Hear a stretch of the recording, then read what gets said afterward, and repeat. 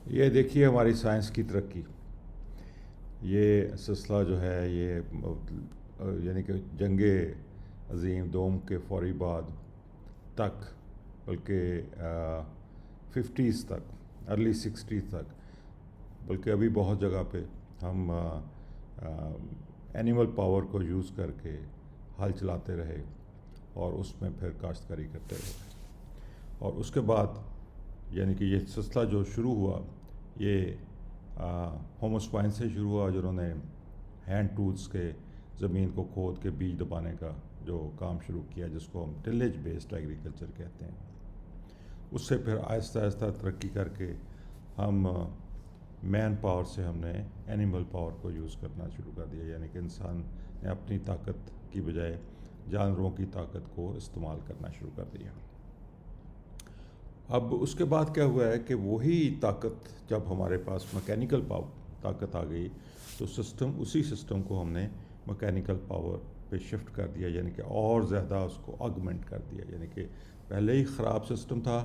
کیونکہ وہ بغیر سوچ کے، بغیر عقل کے، بغیر سمجھ کے کہ جو قدرتی نظام ہے وہ کیسے کام کر رہا ہے، جو 40 کروڑ سال سے مسلسل بغیر کسی کھادوں کے، بغیر کسی ہل چلائے ہوئے اور بغیر کسی کیڑے مکوڑے اپنا بیماری کے وہ کامیابی سے چل رہا ہے، اس کو دیکھنے کے بجائے ہم نے اس نظام کو جو ہوموسپائن نے شروع کیا، زمین کو یعنی کہ کھود کے اس میں بیج دبانے کا،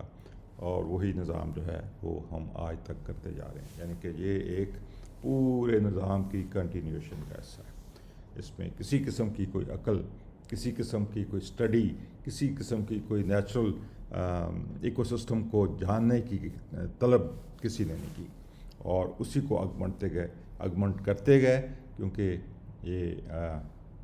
کچھ لوگوں کی فیور میں تھا، کیونکہ ایک ڈیمانڈ کریٹ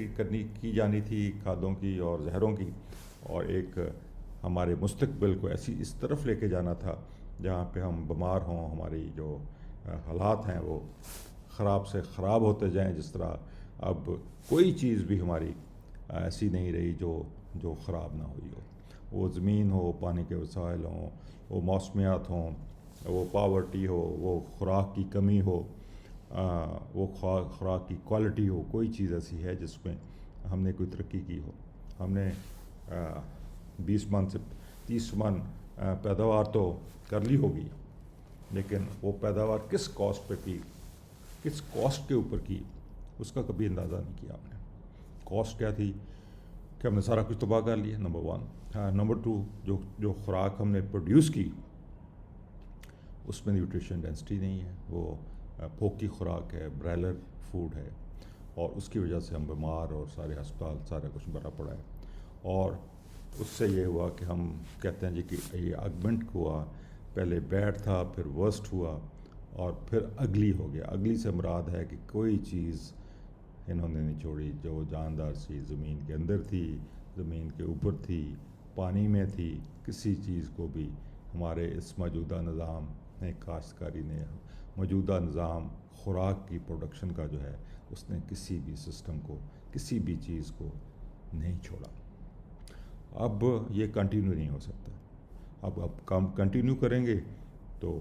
اب تباہی اور بربادی کی طرف چلیں گے۔ ہم اس کلف پہ کھڑے ہیں، یعنی کہ پہاڑ کی ایسی چوٹی پہ کھڑے ہوئے ہیں